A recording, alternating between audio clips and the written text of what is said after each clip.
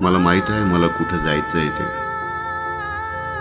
एकट्या भयान वाटेवर असंख्य वेदनांनी, अश्रू, श्वेत, घाम आणि रक्ताच्या सहवासात विसर पडला होता रस्त्याच्या भोवतालीचा.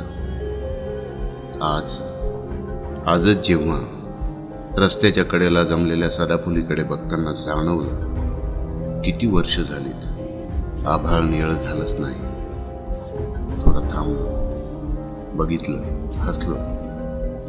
सदाफुली हसली, म्हणाली, इकडे कुठे? शब्दांची कास सुटली. शेवटी कसेबसे जमवून म्हणालो, तुझ्याकडेच. वेडा आहेस, ती म्हणाली. झाडाभोवतीचे काटे दूर केलेत, छान आळं केलं, पिण्याच्या पाण्याचे काही घोट तिला दिले. थोड्या हुशारीतच तिनं अंग सावरलं आणि म्हणाली, बरं वाटलं तुला भेटून. एरवी फुलंच ओरबाडतात वाटसरू. मी हसलो, म्हणालो, असतात स्वभाव एकेकाचे. आणि तुलाही श्राप आहे सौंदर्याचा, ती विचारात पडली. मी म्हणालो, चल निघतो आता.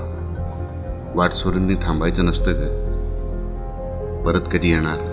ती बहुधा नाहीच. मी परतीची वाट बघेन तुझी.